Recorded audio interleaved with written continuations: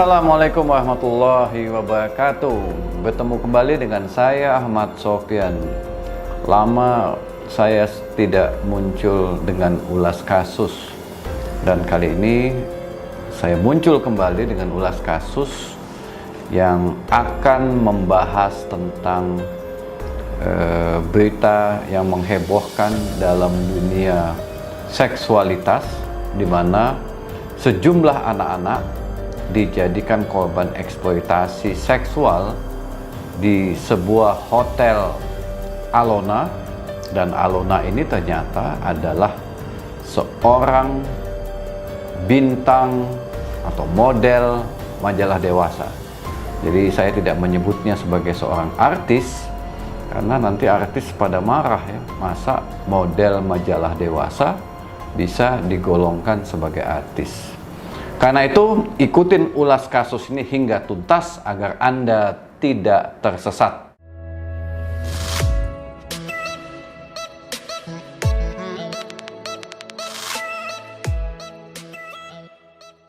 Ya, kasus ini dibongkar oleh Polda Metro Jaya. Ya, jadi di dalam pembongkaran tersebut, ya, ditemukan sekurang-kurangnya 10 anak yang berusia di bawah 18 tahun. Kemudian ditemukan juga sejumlah tamu yang kabarnya 30 kamar yang tersedia di Hotel Alona tersebut terisi penuh. Ya, 30 kamar berarti ada 30 tamu dong ya. Mungkin lebih karena satu kamar mungkin ada isinya 2. Dan ternyata pemilik hotel tersebut analah seorang model majalah dewasa yang bernama Cintiara Alona, dan hotel tersebut bernama Alona di Tangerang. Dan bagaimana modus operandi yang dilakukan oleh para tersangka? Ternyata tersangka merekrut anak-anak tersebut dan dijanjikan akan mendapat sejumlah uang ketika mereka sudah mendapatkan tamu. Dan modus lain, para tersangka juga mempromosikan anak-anak tersebut dengan media sosial yaitu micet. Nah, anak-anak pun mendapat upah karena berhasil dengan tanda kutip juga ya melayani tamu. Jadi melayani tamu dalam konteks kejahatan seksual pada anak sebetulnya adalah sebuah tindak kekerasan, baik yang dilakukan oleh tamu itu sendiri atau orang-orang yang memfasilitasi terjadinya hubungan seksual tersebut. Jadi bukan hanya orang-orang yang memfasilitasi terjadinya hubungan seksual, tetapi juga tamu yang membeli anak-anak, memberikan uang, tip, baik kepada anak secara langsung ataupun kepada orang yang memfasilitasi adalah sebuah kejahatan seksual. Jadi kejahatan seksual pada anak itu bukan saja yang bisa dikenakan pidana adalah mucikari atau pengelola hotel atau si Cintiara Alona sebagai pemilik hotel. Tetapi harusnya juga para tamu yang tertangkap tangan atau yang berdasarkan informasi dari para pengelola hotel atau dari anak tersebut yang menyetubuhin anak-anak tersebut atau berbuat cabul pada anak tersebut harusnya juga dijadikan tersangka dalam kasus ini. Karena itu saya akan ulas ya beberapa ketentuan pidana yang bisa dipergunakan dalam dugaan tindak pidana eksploitasi seksual pada anak-anak yang terjadi di Hotel Alona di Tangerang. Jadi dari kasus itu, jadi rekan-rekan hukum pidana bisa mengklik ya di media elektronik bagaimana posisi kasus yang sebenarnya. Bisa juga membaca dari rilis yang diterbitkan oleh Polda Metro Jaya. Jadi kalau saya menganalisis kasus tersebut dengan pendekatan Undang-Undang Perlindungan Anak dan Undang-Undang Informasi dan Transaksi Elektronik, setidak-tidaknya ada 5 kelompok tersangka yang bisa dijerat dengan Undang-Undang Perlindungan Anak dan Undang-Undang ITE. Yang pertama tentu adalah pemilik hotel. Jadi sudah cukup tepat ya Cintiara Alona dijerat atau dijadikan tersangka karena dia patut mengetahui hotelnya digunakan untuk terjadinya eksploitasi seksual pada anak-anak. Yang kedua, tentu manajer hotel. Ya. Walaupun di dalam media disebut dengan pengelola, terserahlah. Mau pengelola, mau direktur, mau manajer, mau CEO. Yang jelas adalah pucuk pimpinan di hotel tersebut dijadikan tersangka. Yang ketiga, tentu mucikari atau seseorang atau beberapa orang yang mempromosikan anak-anak tersebut di media sosial. Dan tentu juga dia mendapatkan keuntungan dengan mempromosikan anak-anak tersebut. Yang keempat, nah ini yang tidak disebutkan di dalam rilis yang diterbitkan oleh Polda Metro Jaya. Mudah-mudahan nanti dikembangkan. Pasti ada yang melakukan rekrutmen terhadap minimal 10 anak yang ditempatkan di Hotel Alona tersebut. Ada yang rekrut. Apakah juga mucikari? Menurut saya mucikari yang mempromosikan. Tapi ada anak-anak. Ada orang tertentu yang merekrut dan mencari anak-anak tersebut. Apakah melalui, kalau disebutkan itu melalui pendekatan-pendekatan seolah-olah memacari anak-anak tersebut. Ya, dan yang kelima, ya, ini juga tidak disebutkan sebagai tersangka, tapi di ulasan awal saya sebutkan, yaitu mereka yang menggunakan anak-anak tersebut di Hotel Alona. Jadi pengguna anak adalah juga penjahat seksual pada anak. Dan seringkali dalam kejahatan-kejahatan eksploitasi seksual secara online, pengguna atau customer ini tidak dijadikan tersangka. Saya tidak tahu kenapa. Apakah polisi menganggap atau penyidik menganggap, kan mereka udah bayar sejumlah uang, masa dikenakan atau ditetapkan sebagai tersangka? Ingat, saya akan ulas beberapa pasal yang relevan untuk mentersangkakan para pengguna atau pembeli jasa seks anak ini. Rujukan saya adalah Undang-Undang 35 tahun 2014 tentang perubahan atas Undang-Undang 23 tahun 2002 tentang perlindungan anak. Yang kedua adalah Undang-Undang 11 tahun 2008. Jungto Undang-Undang 19 tahun 2016 tentang informasi dan transaksi elektronik. Jadi kalau kita merujuk pada Undang-Undang Perlindungan Anak 35 2014, maka pasal-pasal yang bisa dikenakan terhadap 5 kelompok orang tadi adalah, yang pertama adalah pasal yang tidak disebutkan di dalam rilis yang diterbitkan oleh Polda Metro Jaya, yaitu pasal 76F. Tentang apa itu? Tentang penculikan atau penjualan atau perdagangan anak. Jadi orang-orang yang merekrut anak-anak tersebut lalu diserahkan kepada pengelola hotel, itu adalah anak-anak yang menjadi korban penjualan atau perdagangan anak. Jadi penjualan atau perdagangan anak. Lebih mudah membuktikan pasal penjualan. Ya, lebih mudah. Kenapa? Begitu anak diserahkan ke mucikari, itu sudah dijual. Sudah terjadi transaksi penjualan pada anak tersebut yang memenuhi elemen pasal 76F.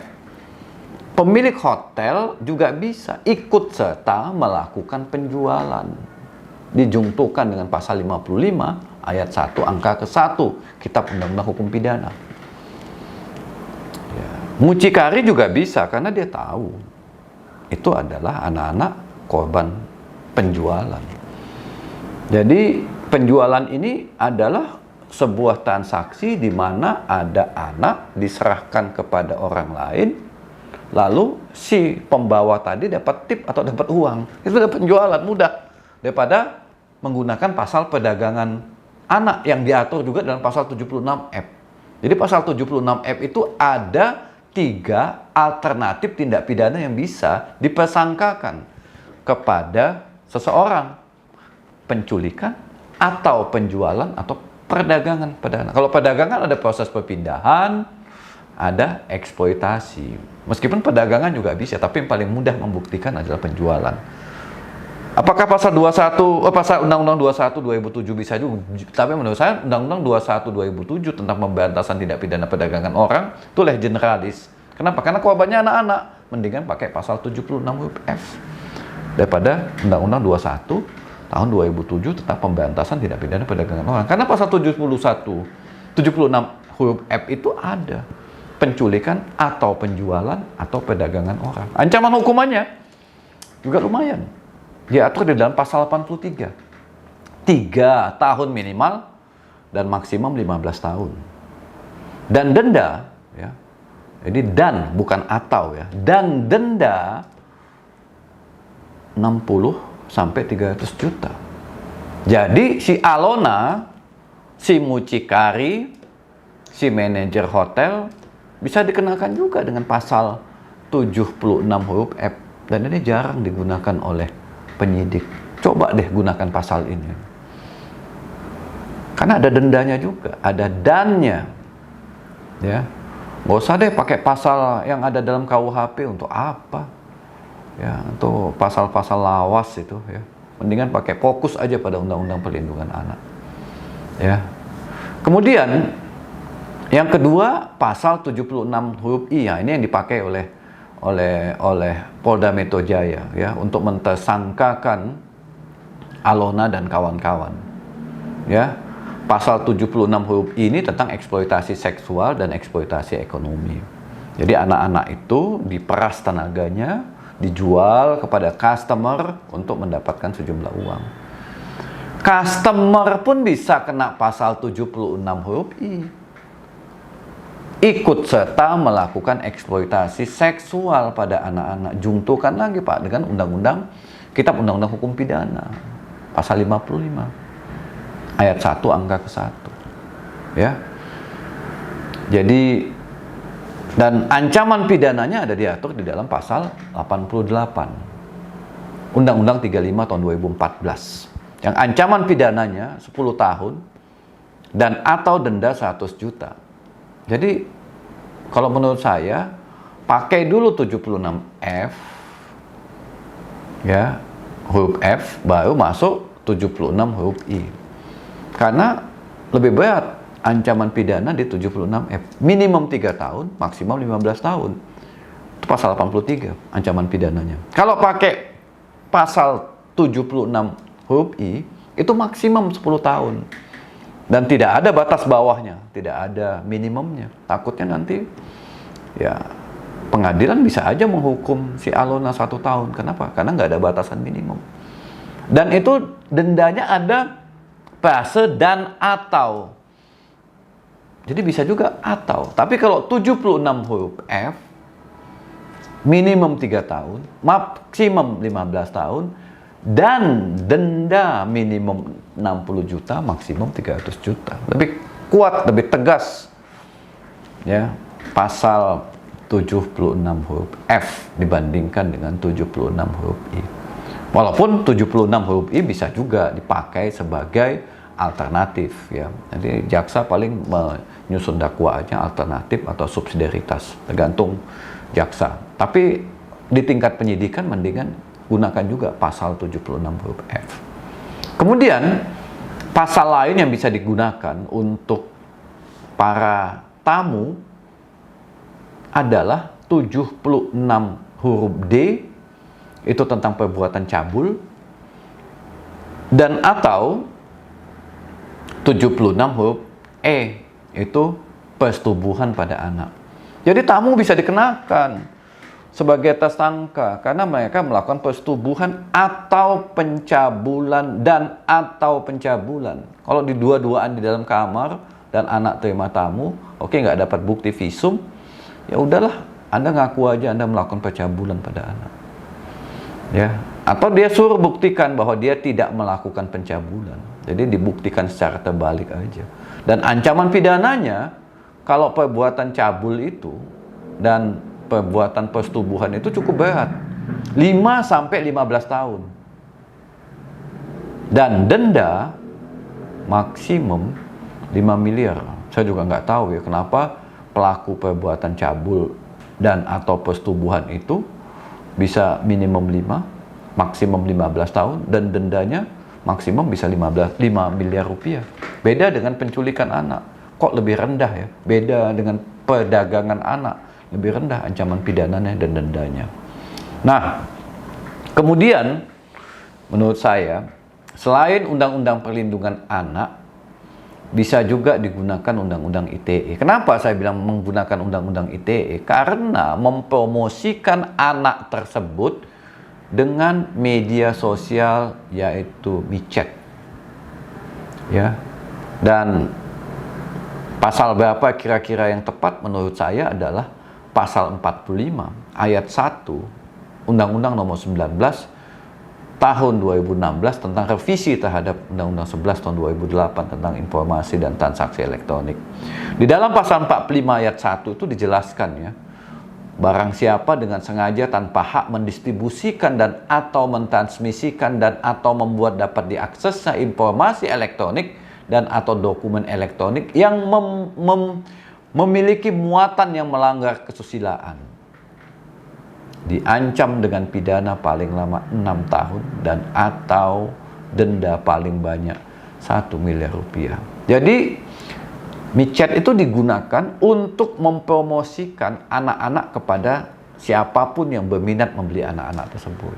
Jadi bisa pakai pasal 45 ayat 1 Undang-Undang ITE. Karena ada peran ITE di situ. Dengan adanya ITE, dengan dijungtokan dengan Undang-Undang ITE, itu akan lebih mudah proses pembuktiannya. Kenapa? Karena dalam Undang-Undang ITE, dokumen elektronik dan informasi elektronik itu sebagai salah satu alat bukti. Kalau hanya pakai Undang-Undang Perlindungan Anak, berarti hanya mengacu pada pasal 184 KUHP. 5 jenis alat bukti, saksi, surat, keterangan ahli, petunjuk, dan keterangan terdakwa. Tapi kalau dijungtukan dengan Undang-Undang ITE, maka ditambah lagi alat buktinya, yaitu informasi dan atau dokumen elektronik. Maka dengan demikian, jika penyidik menggunakan undang-undang yang saya sebutkan tadi dan pasal-pasal yang saya sebutkan tadi, maka ini akan bisa membantu dalam memberantas kejahatan atau tindak pidana eksploitasi seksual anak secara online. Yang di masa COVID ini, intensitas secara kualitatif maupun kuantitatif itu meningkat. Kenapa meningkat? Banyak sejumlah anak-anak dan orang tuanya terpukul ekonominya, terpuruk, kesulitan, sehingga para sindikat ini dengan mudah menawarkan janji-janji manis untuk mendapatkan uang dengan mudah. Hotel Alona itu awalnya hotel yang sepi. Ya, COVID makin sepi, tapi begitu mereka mempromosikan hotel itu menyediakan anak-anak untuk dieksploitasi tubuhnya, ramai. Pada saat penggerebekan, hotel tersebut full book, tapi tidak ada tamu yang dijadikan tersangka. Ini menurut saya yang aneh. Jadi, kalau tetamu tadi dijadikan tersangka juga, maka ini menunjukkan komitmen yang tinggi juga bagi penegak hukum dalam memberantas eksploitasi seksual anak secara online. Jadi eksploitasi seksual anak secara online bagi para peminat channel saya ini bukan hanya untuk tujuan prostitusi, ya. Bukan hanya itu, tapi banyak ragamnya. Grooming, ya, membujuk rayu anak-anak, ya, untuk dijadikan berbagai bentuk model dan lain-lain, atau dijadikan objek prostitusi. Ada lagi namanya sexting. Jadi anak-anak mengirimkan gambar-gambar dalam keadaan yang melanggar kesusilaan. Itu dilakukan juga oleh pelaku kejahatan seksual anak. Itu sexting. Ketiga adalah sextortion, memeras anak-anak Jadi setelah gambarnya dimiliki, anak-anak itu diperas untuk mengirimkan sejumlah uang. Kalau tidak kamu kirimkan sejumlah uang, maka gambar kamu atau video kamu akan saya distribusikan ke media sosial. Anak-anak ketakutan dong. Ya. Dan yang keempat adalah live streaming. Jadi anak-anak mempertunjukkan, dipaksa menunjukkan hubungan atau perilaku seksualnya secara langsung. Jadi karena itu menurut saya, para pelaku kejahatan seksual anak secara online ini harus digunakan pasal-pasal yang lebih banyak sebagaimana diatur dan saya sebutkan tadi dalam Undang-Undang 35 2014. Jangan hanya terpaku pada satu pasal seperti yang dipersangkakan, yaitu 76 huruf I. Ada pasal 76 huruf F, ada pasal 76 huruf D, ada pasal 76 huruf E, dan Undang-Undang ITE. Saya pikir ini bisa saya sampaikan para peminat dan sobat-sobat hukum pidana. Mudah-mudahan ulas kasus kali ini berguna dalam memberantas kejahatan seksual anak secara online. Jika Anda menyukai channel ini, jangan sungkan-sungkan untuk memberikan tanda like. Jika Anda tidak menyukai, boleh dislike. Jika Anda komen, saran, silakan share video ini. Dan bagi rekan-rekan yang belum subscribe, silakan subscribe supaya saya tetap bisa memberikan ulasan-ulasan kasus yang bermanfaat. Selamat pada Anda semua dan salam hukum pidana.